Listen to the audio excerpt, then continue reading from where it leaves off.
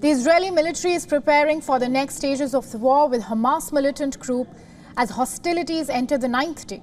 Israeli troops are gearing up for strikes from air, sea and land as they prepare for significant ground operations in Gaza.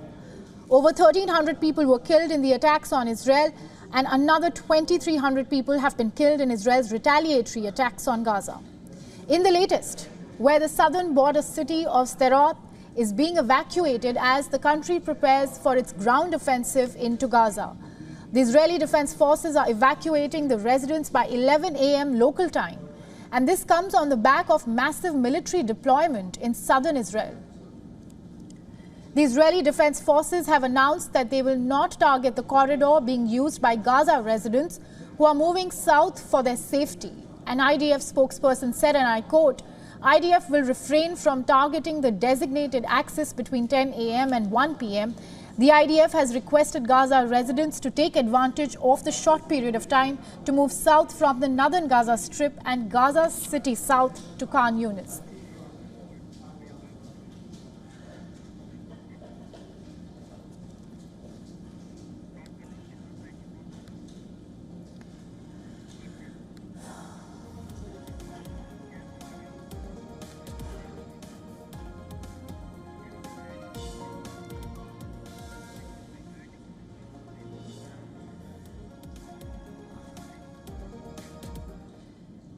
So these are the tanks that have been deployed in Sderot, and this mobilization of tanks and the army at this border indicates that there could be a big offensive very soon from Israel. Right now we have with us Siddhant Sibal, and he's reporting from ground.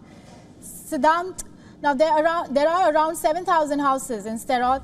How much time do you think it will take to evacuate 7,000 families?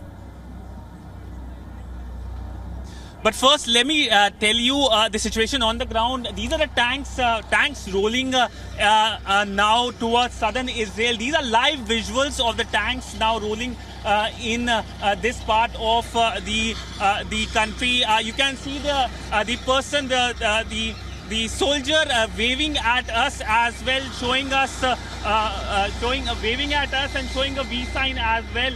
But essentially, if you look at the situation remains worrisome in many senses.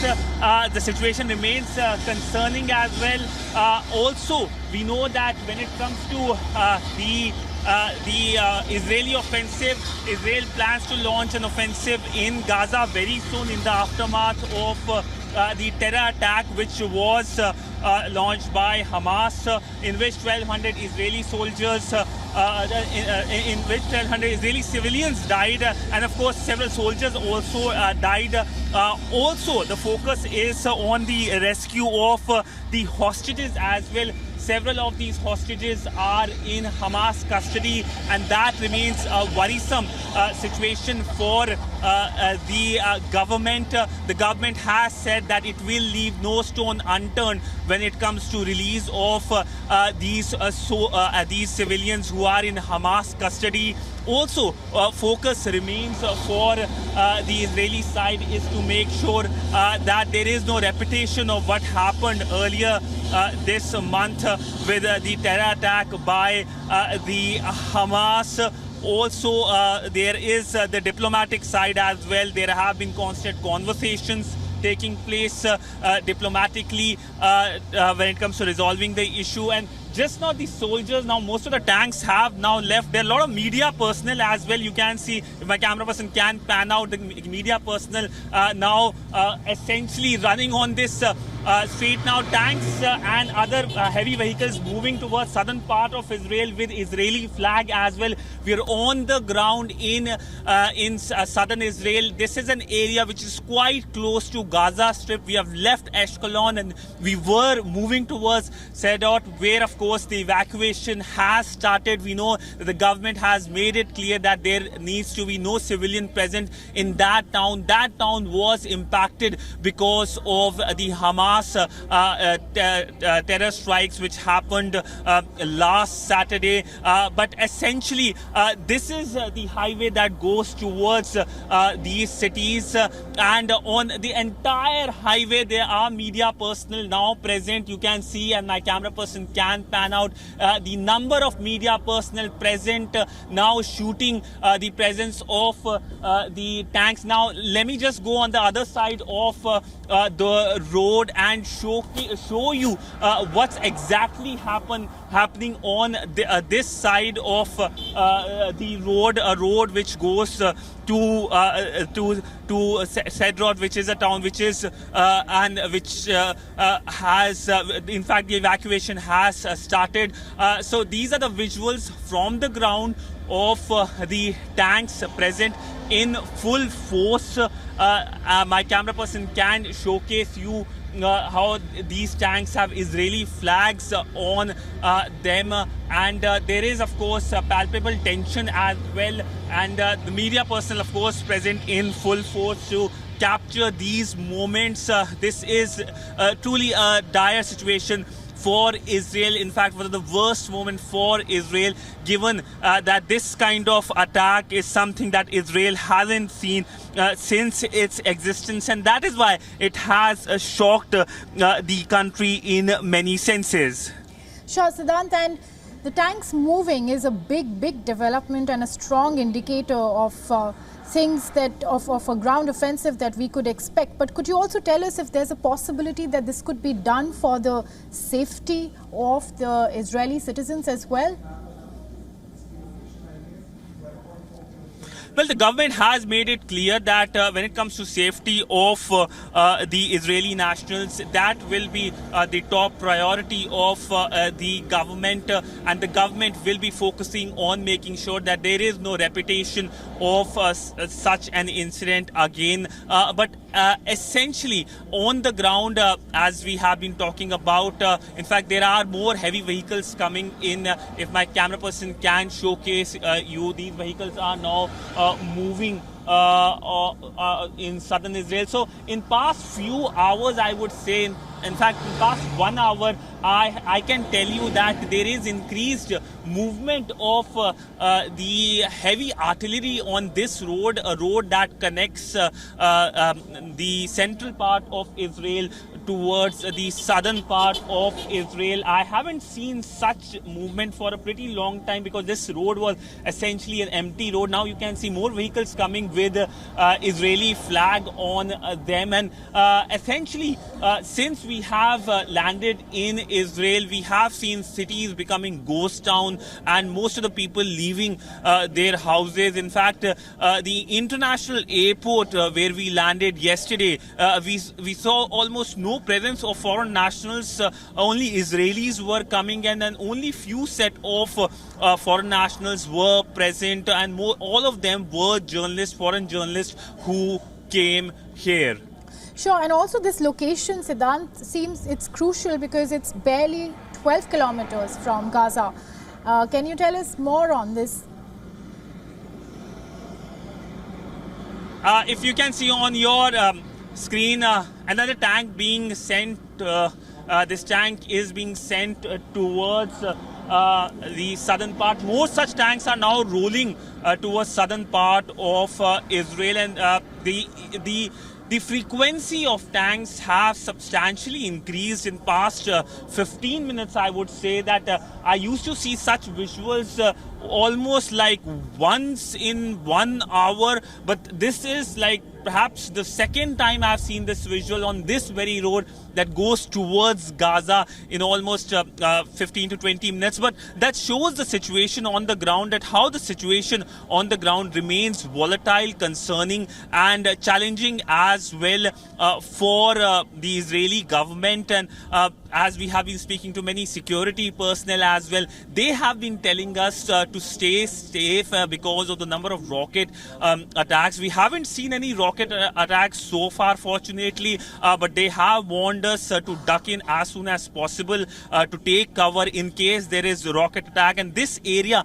is known to have witnessed several rocket attacks. In fact, when we entered Ashkelon, I could feel the smell, the stench of burnt farms, and we saw as well where rockets landed.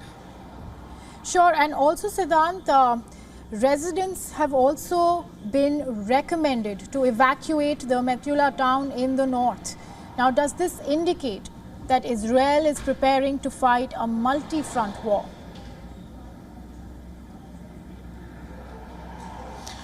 Well, when it comes to the situation in the north, there is worrisome situation regarding Hezbollah, and of course, when it comes to what Hezbollah can do now, as far we know, so far we know that the major front that Israel is dealing is with Hamas. But now, when it comes to the northern part, Hezbollah can open another front. So there could be two fronts for Israel, but so far there hasn't been such a situation. But situation remains precarious in the northern part as well. Now, my camera person is now showcasing you the tanks on the ground again. Many of these tanks have been practicing, and both sides of the road there are tanks who are present, and their presence on the ground showcases that how situation is and has been volatile as well. But all in all, when it comes to Israel's policy, it has been very clear that when it comes to dealing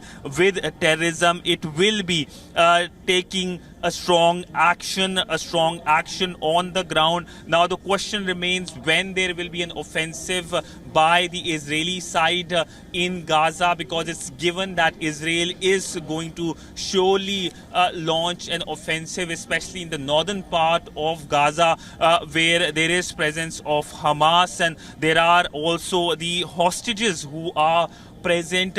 But all in all, there is the humanitarian crisis as well. If my camera person can move a little bit here, and I can show you the skyline of Gaza, which is very clear from this very place, the situation which can be seen, because I saw several plume of smoke coming, because remember, Gaza has witnessed several launches by the Israeli Air Force against the Hamas hideout. So if we can move further, I can show you the Gaza skyline as well. This is a road which essentially leads to Gaza. I'm almost 12 kilometers away from Gaza, and this is one of the roads that goes towards that border area, that of course is essentially, if my camera person can come here and I can show you that plume of smoke still coming from that part, if my camera person can focus, is the plume of smoke we have been talking about, and that part is Gaza essentially, which has seen several strikes by the Israeli Air Force.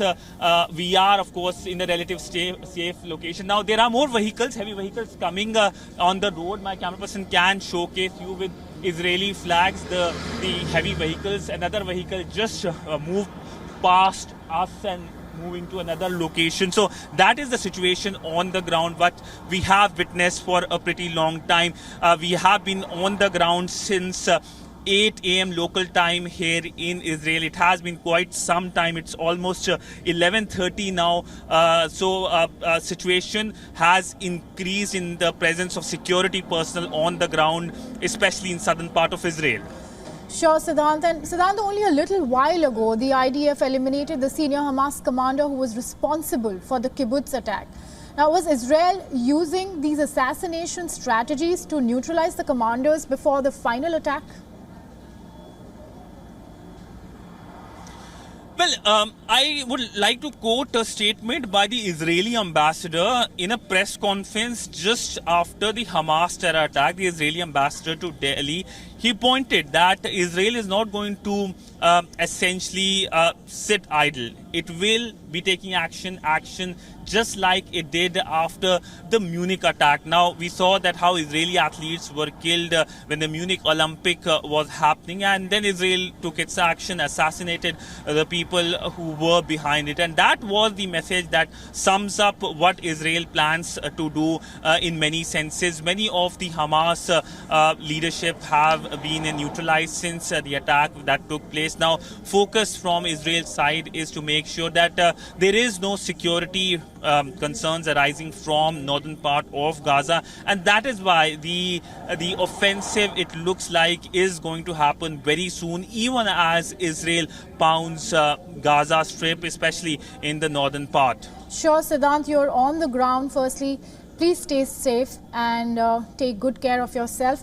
And since you're on the ground, also tell us that how much time approximately will the forces take to reach Gaza from here, if they're proceeding in that direction?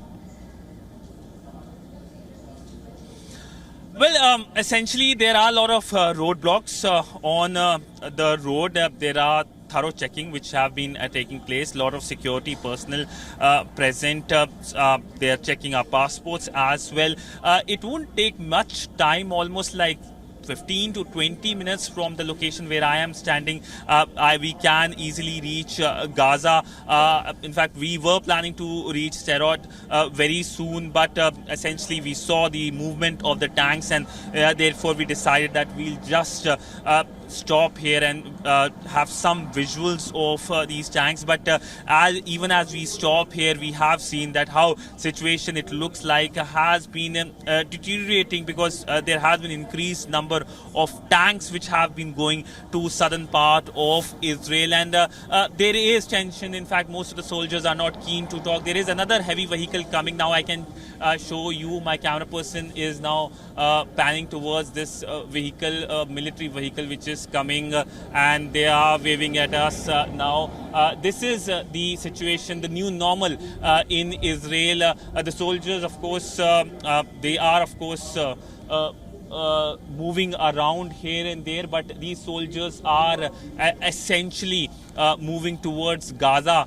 as well, at the Israel-Gaza border, and we could see more such movement now. Again, this place is deserted, but this is the road which my camera person is now panning, is the road that goes towards Gaza. Straight if we go, we will reach Gaza, but before that we have to see other towns as well. Sure, my camera person can show you the tanks as well on the other side of the road. Sanjeet, if you can show those shots of the tanks. These are the tanks which we have been showing you for some time now as to how they have been present here on the ground. Sure, Siddhant, we can thank you for those visuals. Also, you know, we see a lot of civilian activities behind you. Are those evacuees from Sderot, or are they traveling in the opposite direction of the military? Could you tell us who they are?